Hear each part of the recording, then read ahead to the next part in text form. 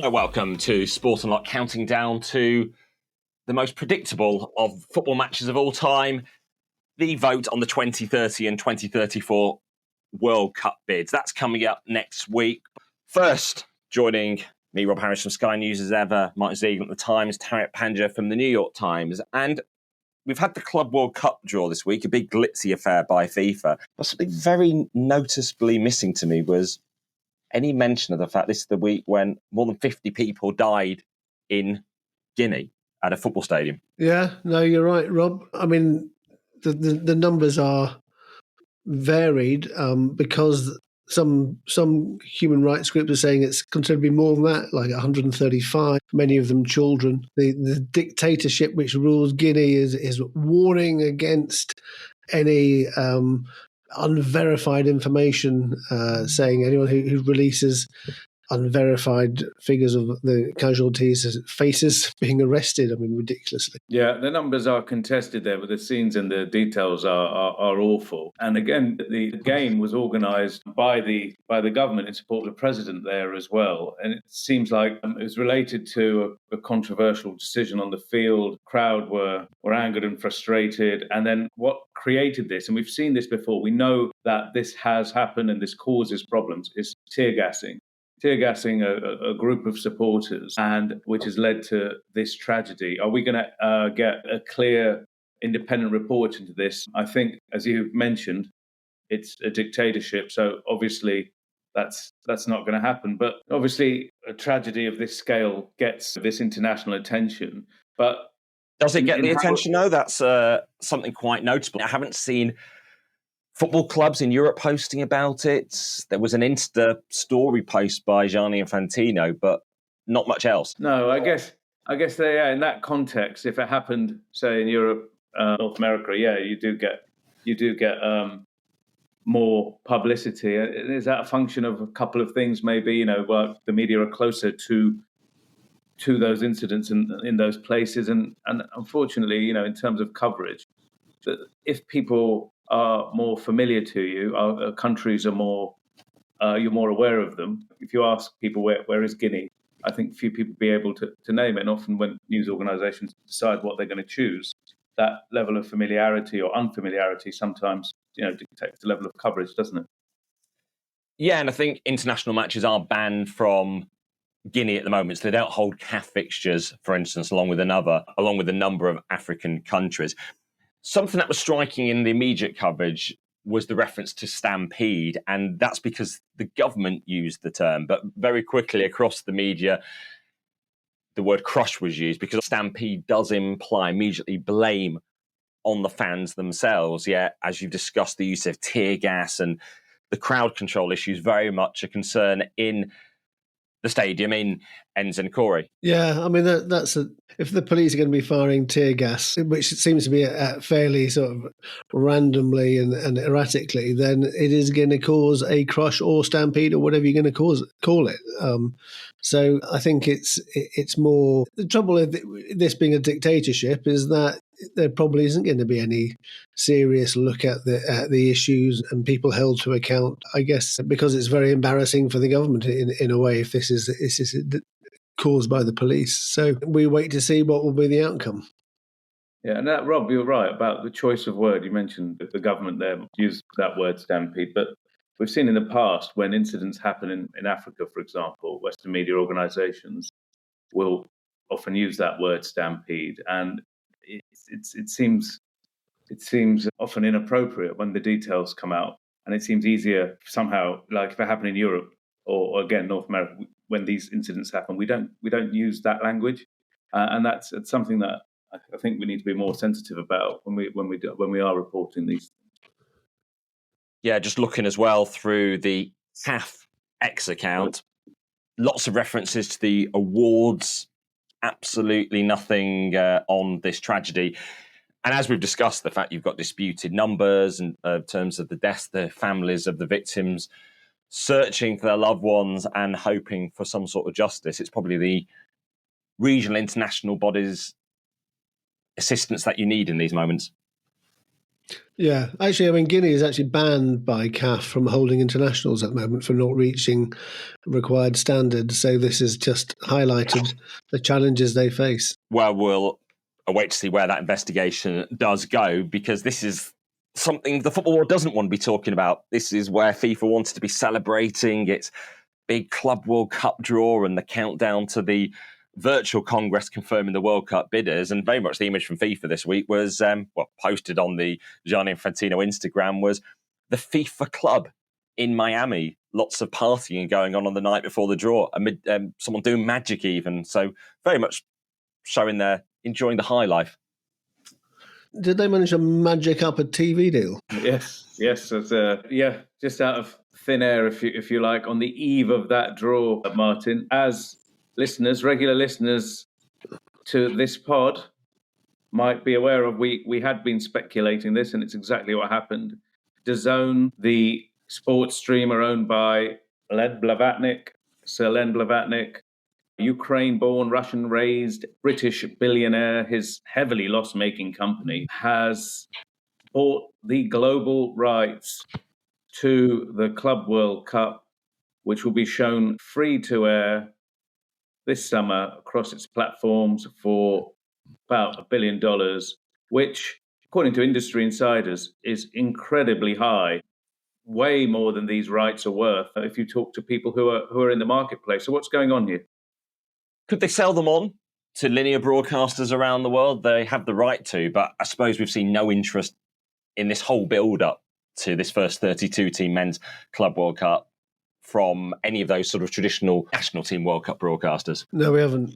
I think the interesting thing, because I did speak to somebody who's representing DAZN about asking what is this? It makes no commercial sense to me. You're paying $1 billion for this. You're not charging people to watch it, so that you're not getting money back from the subscription.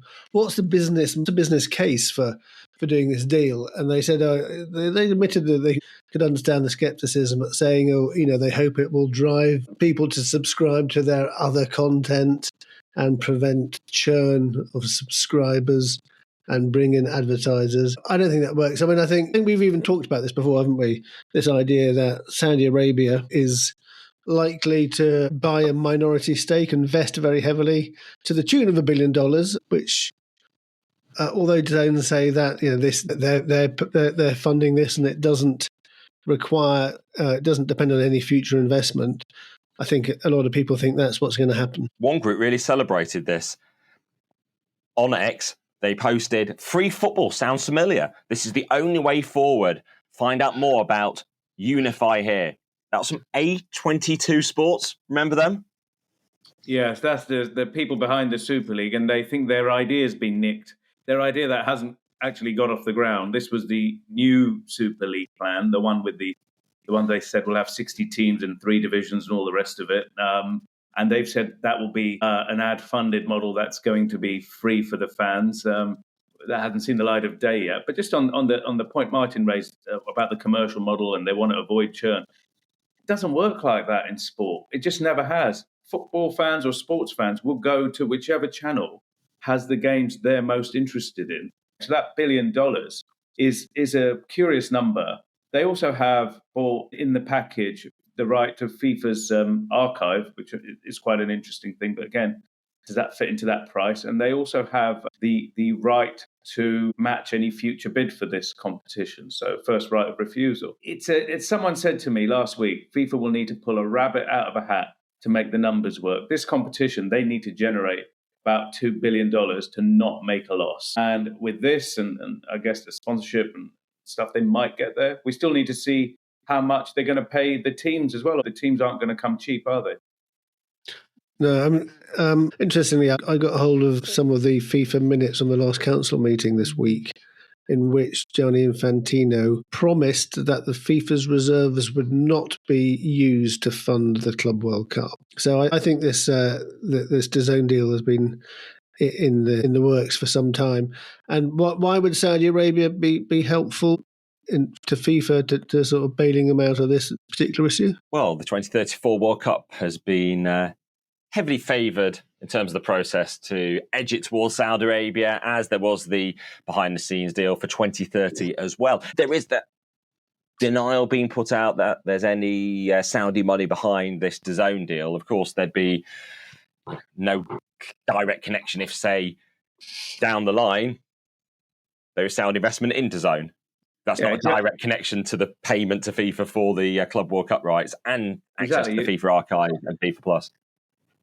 Yeah, but then you kind of have to suspend your disbelief then, don't you? And say, okay, fair enough, whatever you say, guys. The other thing with DAZN and Saudi, that it's not just come out of nowhere.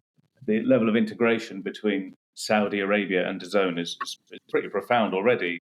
Almost all of the Riyadh season events, those boxing fights, tennis, etc., they are broadcast on DAZN. Saudi Pro League on DAZN, free to air. In fact, a lot of that Saudi content. These two businesses are heavily integrated. It's very clear.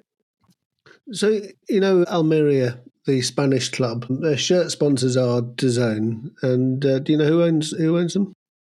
Yes, my old sparring partner, His Excellency Turki Al-Sheikh, is the owner of Almeria. I wonder how that deal came together. Of course, DAZN is the boxing partner, particularly of Saudi Arabia, and Turki Al-Sheikh is essentially the ringmaster for all of those fights. We talked about that event at Wembley with the Saudi national anthem a few months ago. So we have had that Club World Cup draw, quite notable for the fact that there was a recorded message from Donald Trump referred to as Mr. President. A lot of praise for Gianni Infantino, completely overlooking the fact there is a current president of the United States, still Joe Biden. Yes, indeed. I noticed that. Yeah, no, he was, Trump did a video message saying, Johnny, he's a winner. He's a president, I'm a president. And Infantino responding, going, wow.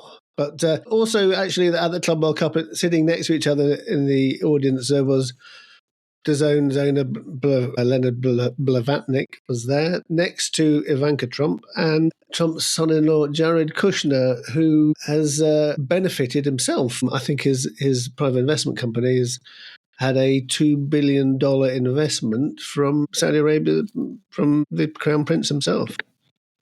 Like a neat little circle there of all of these interests. It was.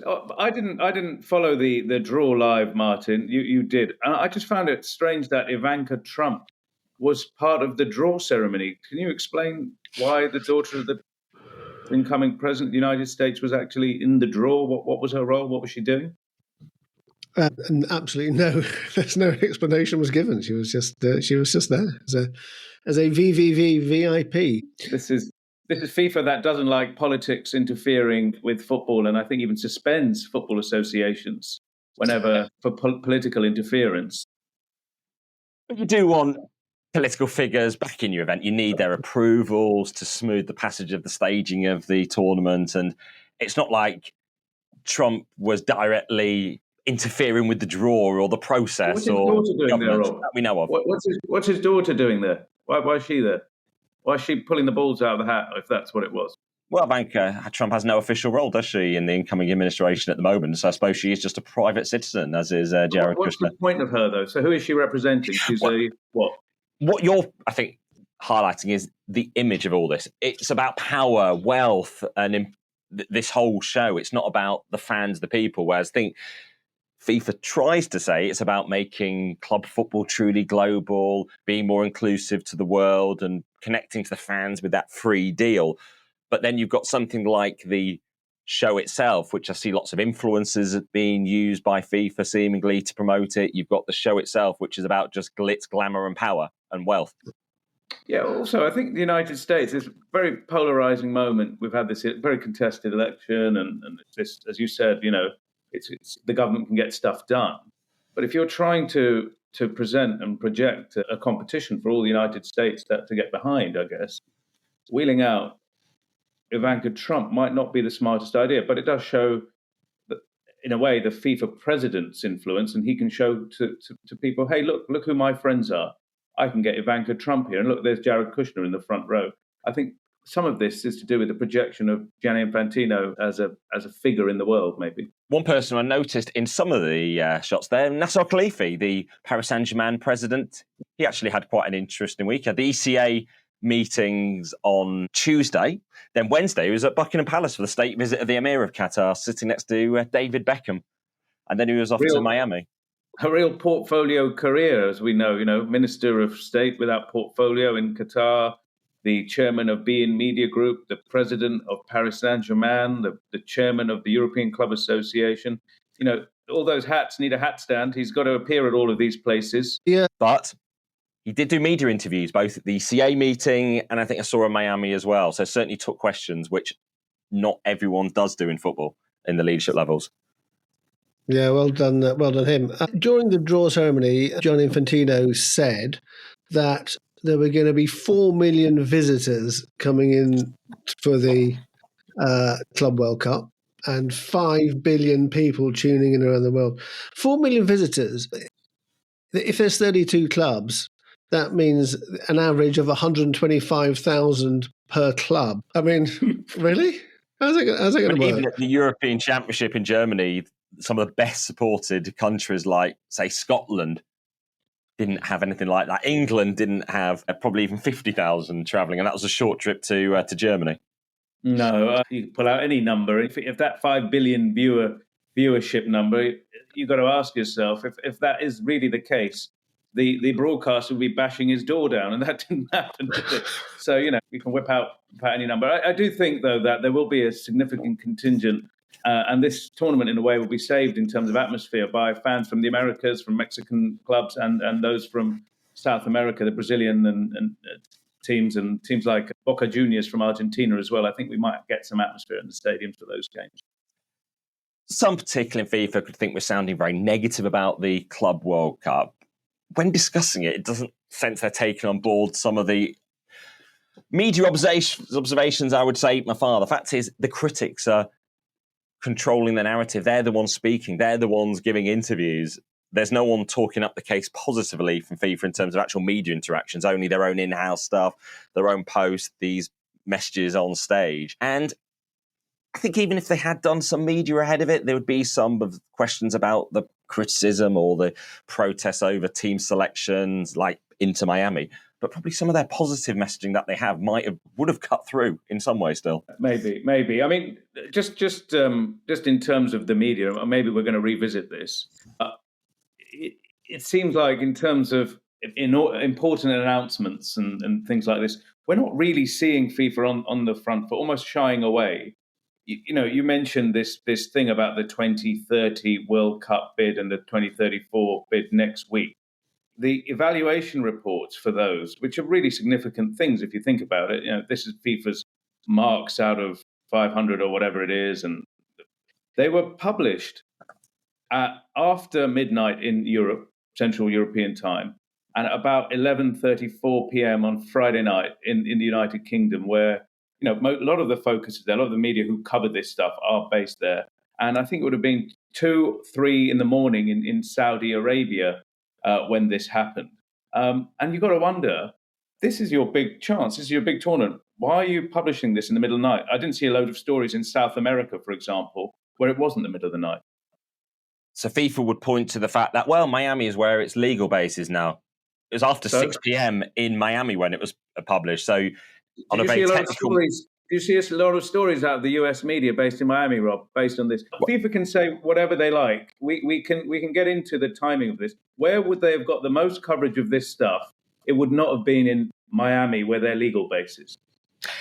And no time is necessarily perfect, but certainly the way it was put out is something to note, because it wasn't just the two FIFA evaluation reports for 2030 and 34 posted online. There was also the World Cup engagement reports for both Qatar 2022 and Australia and New Zealand 2023, and the FIFA Subcommittee on Human Rights and Social Responsibility for the Qatar World Cup, all put out at the same time. I'd been asking FIFA about that earlier in the week. They didn't press release it. They didn't put it on social media. It just had to be discovered on there. That subcommittee report, that's not a small thing. That last thing you mentioned is enormous. This is about the FIFA's responsibility to migrant workers who built the Qatar World Cup. These are people who were injured, some who died, some who had their wages unpaid, and some who were taken advantage of by unscrupulous middlemen to get these jobs. This was a big stain on that World Cup. And this was a report that FIFA commissioned in 2022 into itself and its responsibilities into this. This is huge, in fact. They commissioned a company called Human Level to look into this. That report was provided to FIFA a year ago, and it said FIFA had a duty, should, it can't force people, no legal obligation, FIFA should, as signatory to the UN rules on business practices, human rights and business practices, pay compensation to people who were harmed because they awarded Qatar the World Cup. FIFA did not do any of that. That report been languishing for a year, but was published in a Friday night news dump along with everything else.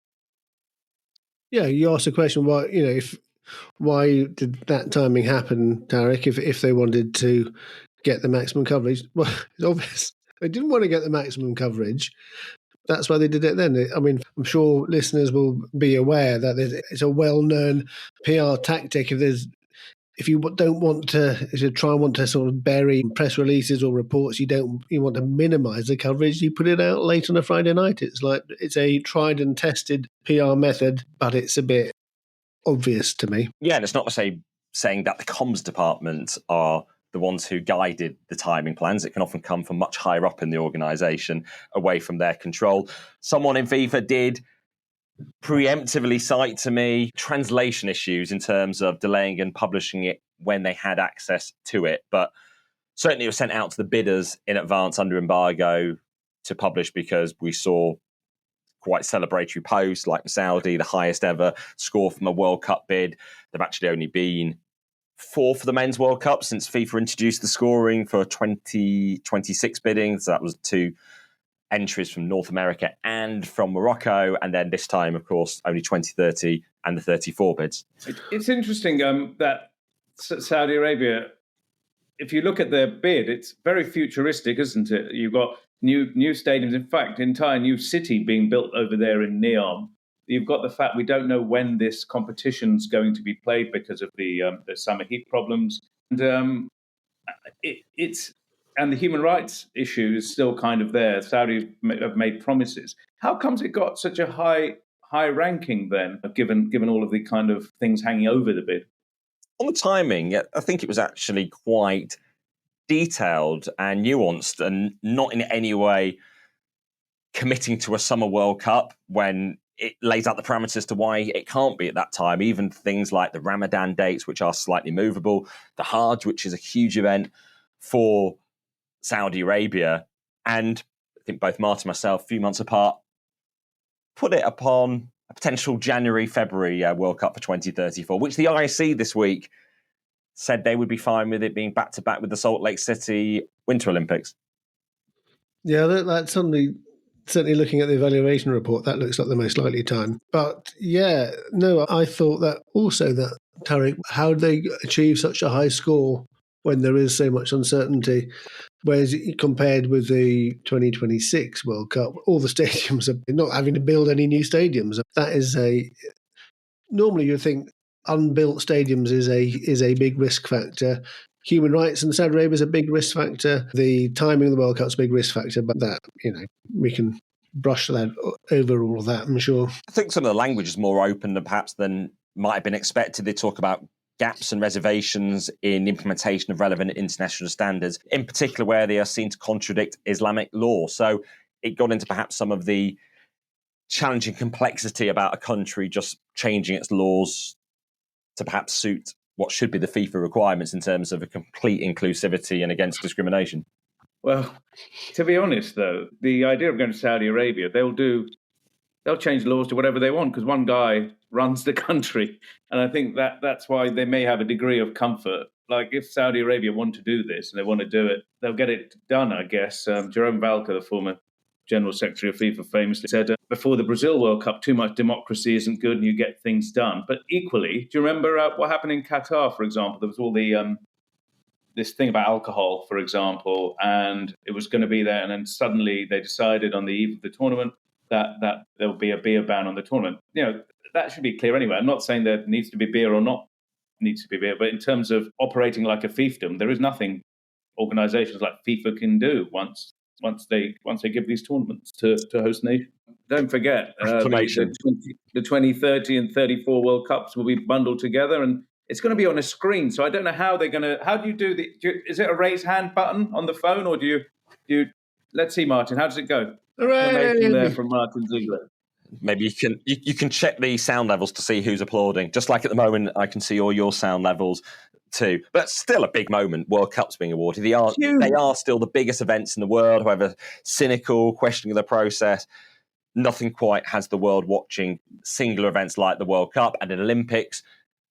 Not every event, even perhaps beyond things like 100-meter finals, get the entire world watching Not those. a conversation. You're dead right. It's huge, Rob. Remember, we were there in Zurich when Qatar and Russia came out of the envelope. We had that crazy press conference with Vladimir Putin there flying into Zurich. The 2030 bidders themselves haven't done that much. So we've not heard much from Spain, Morocco, Portugal as the main bidders trying to do international outreach. So while we can focus on what is Saudi Arabia saying or not, Spain perhaps have not wanted to talk much. They're still dealing with the Rubiales fallout issues in Spain. Yeah, but maybe I it's don't just even a deal. Let's be honest. Look, this is FIFA's fault. They've got a 2030 World Cup, which is enormous for all of those countries, and they deserve all the scrutiny. But the Saudi Arabia thing is so much bigger. Let's be honest. Let's not pretend that the Morocco, the 6-country 2030 World Cup bid is likely to get equal coverage and is just as weird and interesting. It just isn't. And while you've been questioning FIFA, even casting doubt on the credibility of scores in the inspection reports, for 2030, it did acknowledge an impact on the climate, having a World Cup in 6 countries across 3 continents. So it didn't disguise that problem. Yeah, but who noticed it? This is the problem. That this was FIFA's. Yeah. FIFA in 2015 or 2016, they said 2 World Cups should never be bundled together ever again because of the scandals around the 18 and 2022 vote for a number of reasons. And here we are, one or two editions on, and they've done exactly the same thing. They've bundled everything together. The 2030 World Cup there's no room for that competition to have any of this attention because of the Saudi elephant in the room. And you can write anything in the report, but who's going to notice that? And not a single press conference since that decision was taken a year ago by FIFA to lump the 2030 bidders together to fast-track the process of 2034. So we're left posing a lot of questions over the last year. Sounds like we're returning to these issues a lot. We wouldn't be if we'd had the chance to discuss them at length on the record with FIFA. Yeah, I think that's it. That's the issue. You can keep asking questions and questions until they're answered properly. So a lot of focus on Saudi Arabia. Where was the World Anti-Doping Agency meeting this week? Was it Saudi Arabia? It was in Riyadh, and obviously still quite a lot of questions over the conduct of WADA and the fallout from how they conducted the investigations into the Chinese swimmers and the doping cases there, and more revelations about perhaps this standoff between the US and WADA. Tariq, you've done this amazing story with one of your colleagues, Michael Schmidt, about the Chinese doping thing. Is that the investigative arm of WADA? Is this right? They raised the issue of this drug TMZ being used by Chinese athletes in small doses, according to a whistleblower. They raised this with WADA, but when this 23 swimmers issue came in with the fact that they had tested positives for TMZ, WADA didn't tell their investigatory arm. In fact, they kept them apart. Is that right? Yeah, it's kind of mad if you think about it. This investigatory arm at WADA was developed after the state-sponsored doping scandal involving Russia. It's there for this very reason, in case there's sense of this. So it interviewed a Chinese whistleblower who had alleged that the Chinese had been operating doping programs in the past involving three drugs. 2 of them are very well known, like an anabolic steroid and then some type of blood doping, which is very common. But she also mentioned trimetazidine, TMZ. The investigations unit saw her as a credible person, but she hadn't witnessed it herself. They then retested some samples from the past.